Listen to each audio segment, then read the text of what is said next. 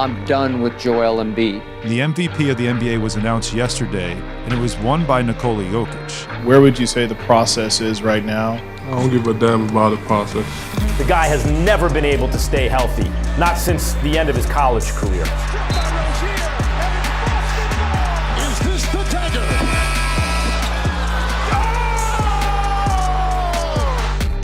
Take that trust the process lingo Trae Young! and go to hell with it. Take us home!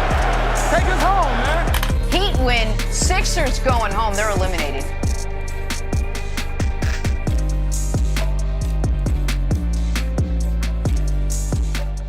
Joel Embiid's NBA career has been one of the most polarizing, impressive, but unlucky stories in NBA history. Embiid didn't touch a basketball until he was 15 years old, and had the odds of making the league stacked against him. Once he stepped on the court in America for the first time at age 16, his unreal talent was clear, and he was a highly scouted and sought-after prospect. Upon becoming a Sixer, Embiid dealt with a myriad of injuries and setbacks, to the point where many questioned if he'd ever play in the NBA. He overcame these problems and evolved into a basketball force, but as an all-star, he's experienced one of the most unlucky careers a superstar can have. Everything from heartbreaking playoff exits decided by 4 bounces, to having his 2 #1 pick teammates fail to contribute, from his team letting go of an all-star in Jimmy Butler that Embiid wanted to bring back, to even having his own general manager talk trash about him on anonymous Twitter accounts. Joel Embiid has gone through a turbulent but MVP-like career with one of the more strange franchises in the league, and his career story is unlike any other player. How did he become a superstar that helped revitalize the center position? What problems did he face with himself, his franchise, his teammates? And how much of the blame does he deserve for his lack of playoff success? This is how Joel Embiid became the most unlucky player in the NBA. Joel Embiid's college career at the University of Kansas saw the big man average 11 points and 8 rebounds, dazzling fans with his unreal footwork in the post. Embiid was a man amongst boys. He could post you up and finish a sweet layup, but he could also send your shot into the 5th row. However, Embiid's fantastic play came to an unfortunate end when he suffered a back injury in March of 2014. This injury would keep him out of the NCAA tournament, but it wasn't seen as anything major by the public. The top-ranked prospect in the class of 2014 was clear, and it was Joel Embiid. He was compared to Hakeem Olajuwon and Tim Duncan, with hopes of him becoming a superstar-level player. In June of 2014, the Cleveland Cavaliers landed the #1 pick, and were fascinated by Embiid as a prospect. JoJo dominated his pre-draft workout with them, and it appeared that the Kyrie Irving-Joel Embiid duo in Cleveland would be set in stone. But none of that happened though, because 1 week before the draft, on June 19th, 2014, Embiid woke up with a horrible pain in his right foot. He had a stress fracture, which would keep him out for the next 4 to 6 months minimum. In the blink of an eye, Embiid lost his place as the consensus top pick, leaving many to wonder, where would he go now? The 2014 NBA draft opened up with many question marks surrounding JoJo. The Cleveland Cavaliers kicked things off by drafting Andrew Wiggins #1 overall, and the Milwaukee Bucks took Jabari Parker at #2. An unbelievable turn of events. The Cavs were reportedly scared off by Embiid's foot injury, and the Bucks felt Parker was a better prospect. At the #3 pick stood the Philadelphia 76ers, who chose Embiid, fulfilling his dreams of making the NBA. The Sixers were taking a massive risk selecting Joel. The big man had already had a back injury and foot injury to his name. Still, they saw the limitless potential he had, and believed that there was a chance, just a chance, that he'd carry them to the promised land one day.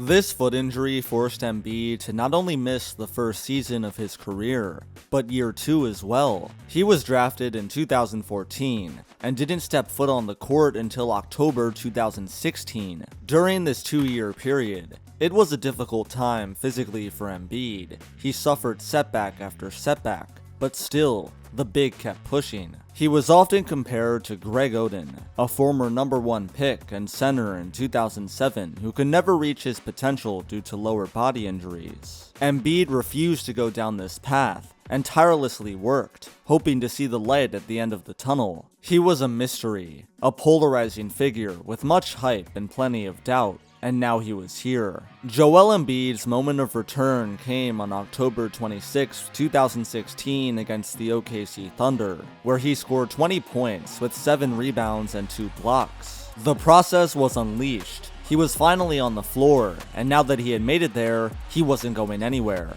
As the season progressed, Embiid became more and more comfortable on the court, and had what appeared to be a limitless ceiling. He was the easy, unanimous frontrunner for the Rookie of the Year award, but come February 2017, any chances of him receiving this accolade were erased. Embiid suffered a torn meniscus, which ended his amazing rookie campaign. This wouldn't be the first time that JoJo would miss out on an award due to his health. In fact, it would be a common unlucky occurrence. But still, at this point in 2016, he had what looked like a long and prosperous career ahead of him. While Joel was recovering, the Sixers had assembled quite the interesting squad around him. In the 2016 and 2017 NBA drafts, Philly had landed and traded for both #1 picks. In 2016, they selected LSU product Ben Simmons, a flashy, playmaking defender who many touted as the next LeBron James. In 2017, they traded from the 3rd spot to #1 to acquire University of Washington guard Markelle Fultz, a shot-creating shooter who was viewed as the perfect modern-day point guard. These two players would both turn out to be massive disappointments for Philly. The Sixers had a once-in-a-lifetime chance of surrounding Embiid with superstar talent, but swung and missed on both. In 2016, they picked Ben Simmons over Brandon Ingram and Jaylen Brown, and in 2017, they picked Markelle Fultz over Jason Tatum and De'Aaron Fox. These two players are talented in their own rights, but in Philly, Fultz and Simmons both ended their Sixer careers miserably. Still, fans didn't know this at the time, and the Sixers had a great amount of hype surrounding their new Big Three entering the future. The 2017-18 season for Philly saw them win 52 games, with the duo of Ben and Embiid playing phenomenally, while Markelle Fultz sat on the sideline with a mysterious shoulder injury. Philly shocked the league and had finally evolved into contenders. Embiid led the way, averaging 23 a game and cracking his first All-Star appearance. He was everything fans had hoped for, and was the king of Philadelphia.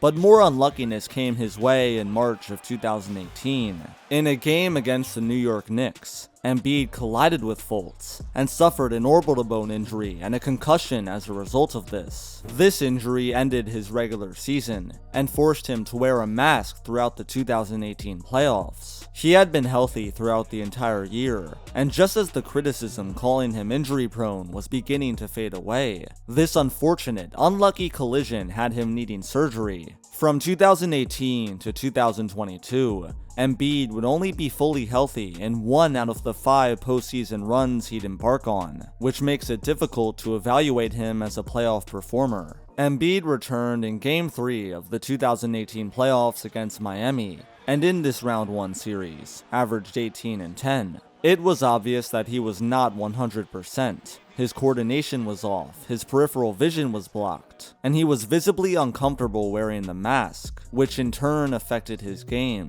In Round 2 against the Boston Celtics, Embiid was outmatched by opposing big man Al Horford, and the Celtics stomped all over the Sixers, beating them in 5. Embiid's stats in this series were respectable, but he had some frustrating moments, missing a layup in Game 5 that could have tied it, and turning it over. Some argue that he was fouled here, but what was indisputable was that Philly should have made it a more competitive series. Boston was missing 2 All-Stars in Kyrie Irving and Gordon Hayward. The summer of 2018 was about as abnormal of an offseason as it could get for the Sixers organization. Brian Colangelo, the general manager of the team, was discovered to be using anonymous Twitter accounts that criticized both Joel Embiid and Markelle Fultz. Colangelo criticized Embiid's maturity and claimed he was egotistical. He said it was Ben Simmons' team and not Joel's, and said that he wanted to trade Embiid for Kristaps Porzingis. Wow, seriously? Once it was discovered that Colangelo ran these accounts, Embiid took to Twitter and said that Sam Hinkie was better and smarter than Brian. Colangelo then resigned a short time later, ending this mind-boggling saga. Embiid appeared unfazed and wished Colangelo good luck in the future. Other superstars in the league may have not been as forgiving if they were in Embiid's shoes, but Joel took the high road and was just as proud to be a Sixer as ever. The 2018-19 season for Philly was infamously known for their aggressive trades and the establishing of their almighty Big Four. They traded for Jimmy Butler in November of 2018 and traded for Tobias Harris in February of 2019. By this point, 2017 number 1 pick Markelle Fultz was in Orlando. The Sixers had lost all hope in him evolving into a star in Philly, and it took them just 2 years to give up. Philly had admitted that they made a mistake in the 2017 draft, but they were now focused on the present, eyeing the 2019 playoffs. Joel Embiid's 2018-19 campaign saw his scoring jump to 28 a game. He was a ferocious two-way big, and he was healthy.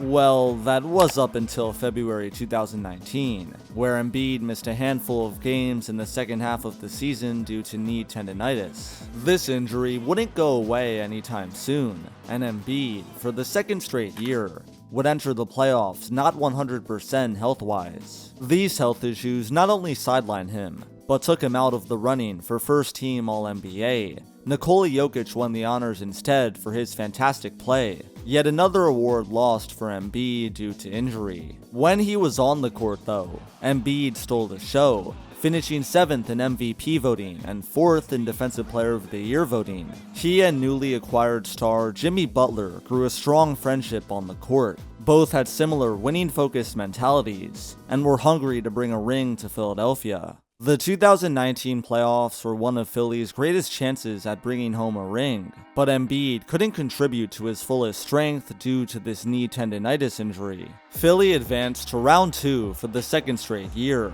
but unfortunately ran into Kawhi Leonard, who was in the midst of one of the greatest playoff runs ever. Kawhi averaged 35 a game against Philly, decimating their defense and turning into a flamethrower on the offensive end. Philly fought hard, even taking a 2-1 lead at one point, with Game 3 being an iconic show from Joel Embiid. In this game, he scored 33 points with 10 boards, capping it off with a windmill jam, sending Wells Fargo Center into a frenzy. This was one of the greatest moments of Embiid's career. He had just been the money man in a blowout victory against Toronto. All the years of injury-filled misery would be worth it. Joel Embiid and the Sixers had a very real chance of acquiring a championship.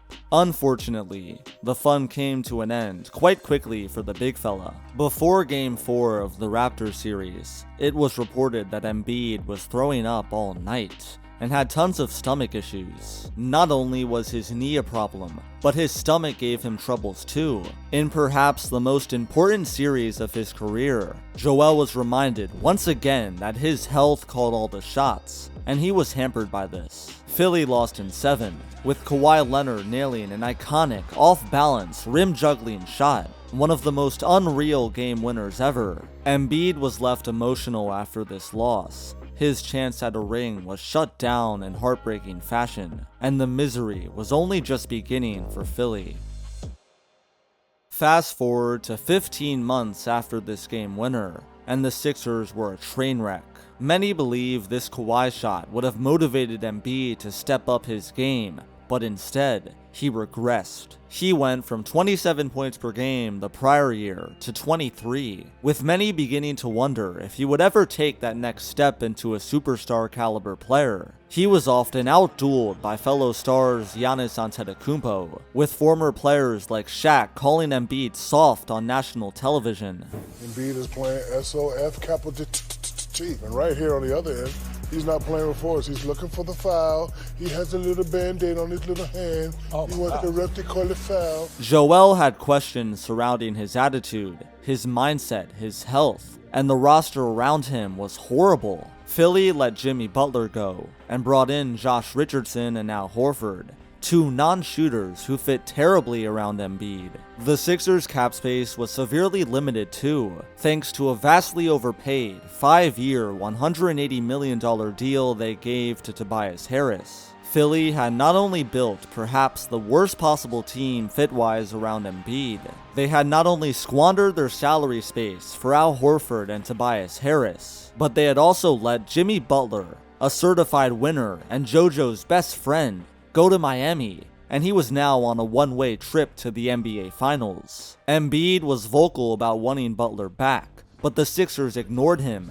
refusing to offer Jimmy a 5-year max deal and letting him walk. An infuriating set of events. No ending was more fitting to this disastrous 2019-20 season than a round 1 sweep to the Boston Celtics, where Sixers star Ben Simmons didn't even play due to a knee injury. Embiid was finally healthy for a playoff run for the first time in his career, only to be swept in humiliating fashion without his co-star. In Game 3 against Boston, Embiid had 2 key turnovers down the stretch that led to the loss. He was lethargic, slow, and out of shape on the court, with horrible body language. The Sixers were in shambles, with constant rumors floating around Embiid and a possible looming trade request to Miami. But none of that happened though, because change was on the way in Philly. The Sixers responded to this round 1 loss by firing head coach Brett Brown, hiring Doc Rivers, and signing former Rockets general manager Daryl Morey to be their president. The 76ers had changed their staff and front office, and now it was time for Joel to change. Embiid looked himself in the mirror and knew that he needed to step his game up, and began working to elevate his play, and he did just that. The 2020-21 season for Joel Embiid saw the big fella return with a vengeance, averaging 28.5 a game with 11 boards, evolving into an MVP candidate. He was in shape, his attitude was better, and the team around him had improved, with shooters that suited his playstyle well. For months, the player on the top of the MVP leaderboard was Joel the Process Embiid, and it looked like he was going to claim the accolade. Philly had the best record in the East, Embiid was putting up unreal numbers, and a championship run seemed inevitable. But in pure, unlucky fashion, any chances of Embiid winning the MVP award were destroyed in one dunk against the Washington Wizards.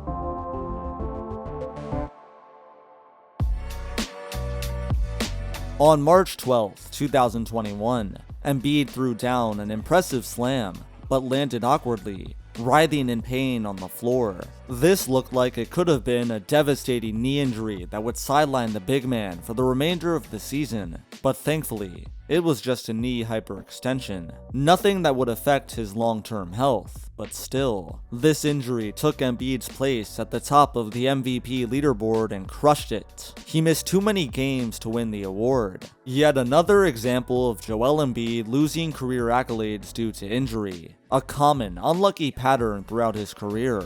The playoffs were no different health-wise. After the Sixers entered the postseason as the number 1 seed in the East, they shockingly lost to the 5th-seeded Atlanta Hawks in round 2. The Hawks won in 7, one of the greatest upsets in recent NBA history. Atlanta overcame an 18-point deficit in Game 4, and had a 26-point comeback in Game 5. A horrible collapse and choke job by the Sixers. And of course, in usual fashion, Embiid was not healthy. He had suffered a small meniscus tear in his knee in Game 3 of Round 1, and this affected his play severely. 3 out of the 4 last playoff runs had now seen Embiid hurt. This was no surprise to anyone. In the second half of Game 4 against Atlanta in Round 2, Embiid shot 0 of 12 from the field in a loss. He started off most games on fire, but when the second half came, his play took a nosedive. Fellow Sixers star Ben Simmons took the majority of the heat for this loss though.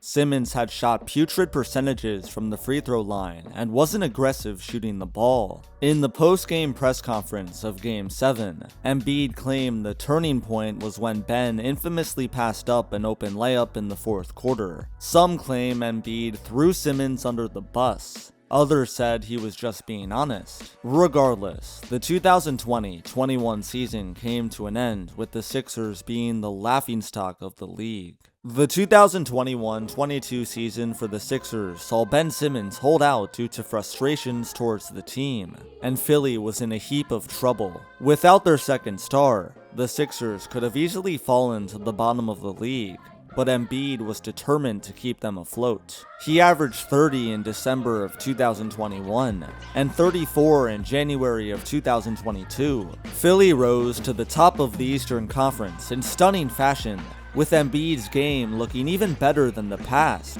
His playmaking, scoring, and footwork had all improved, and his leadership qualities were admirable. The Most Valuable Player award was once again looking like a reality for JoJo. Embiid rose to the top of that list in January. He was motivated and driven to be the MVP. Once the team traded Ben Simmons for former MVP James Harden in February of 2022, expectations of a championship were abound in Philly. Harden and Embiid appeared to be a dominant pairing that would run the NBA world with no mercy, and through their first few games together, the fit was perfect. Embiid and Harden lit up the league, and JoJo didn't lose a beat on offense, with the MVP award seeming closer and closer to his grasp. But once again, he lost out on the award to Nikola Jokic, and this time, Embiid was perfectly healthy to end the regular season. So why did he lose it? 3 games doomed Embiid's MVP case, 1 against the Denver Nuggets, 1 versus the Brooklyn Nets, and 1 against the Milwaukee Bucks. The Nets blew out the Sixers on March 10th, 2022 in a highly anticipated Ben Simmons return to Philly, with Embiid shooting 5 of 17 from the field. He played terribly, and the negative impact that this poor performance had on his reputation cannot be downplayed. Millions of fans tuned in for one of the most hyped up regular season games in years, and Embiid laid an egg.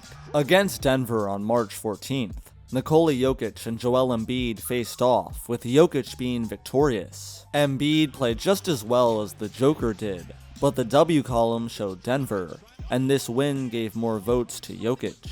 And finally, on March 29th, the Sixers lost to the Bucks, with Giannis out-dueling Embiid in a Milwaukee dub. Fair or not, these 3 L's had a massive influence on the public perception of Embiid's MVP case, and that combined with Jokic's mind-boggling numbers led to JoJo losing out again. Joel Embiid was the MVP runner-up for the 2nd straight year, he himself being publicly frustrated at losing out in 2022, saying he didn't know what he had to do to win the award. Come playoff time, Philly didn't see a championship run. Instead, it was a familiar second-round exit.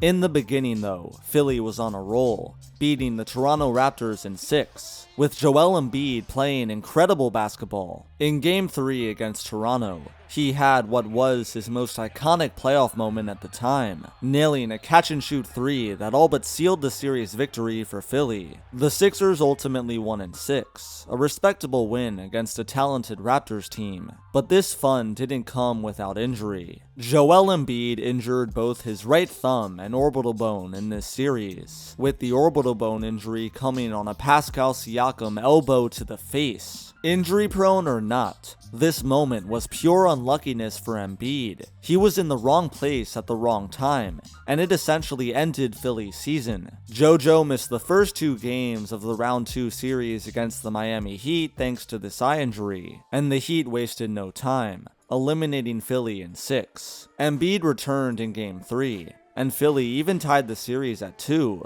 but they just ran out of gas and lost the momentum to Miami. Seeing Embiid fight for his team with a hand and eye injury was an inspiring story. He was visibly in pain multiple times against the Heat, but this story had no good ending. It was former Sixers star Jimmy Butler who took all of the pleasure in knocking out Philadelphia. Reminder, Embiid wanted Butler back on the team in the summer of 2019, but Philly's front office said no, a mistake that very well could have cost the franchise a championship.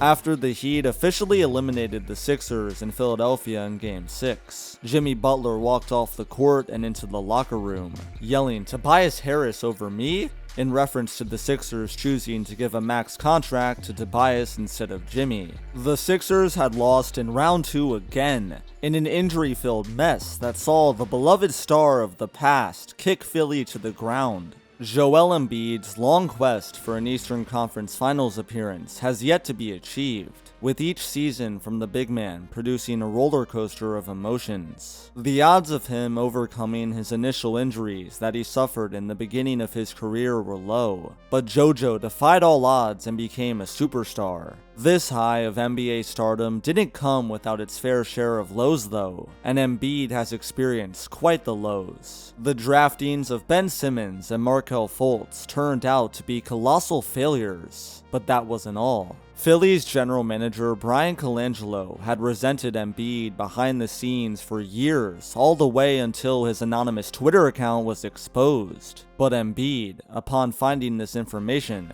shrugged his shoulders. Philadelphia let go of Joel's best friend and star teammate in Jimmy Butler despite JoJo requesting him to stay. But still, Embiid understood and moved on. Year after year in the postseason, whether it's him being injury prone or just flat out unfortunate, Embiid has only gotten one healthy playoff run under his belt in 5 tries. These injuries have affected possible accolades, championship runs, and have had a physical toll on his body that cannot be understated. All of these factors make Joel Embiid one of the most unlucky players in the NBA, and the question remains, will he break the curse of unluckiness, or will this pattern continue?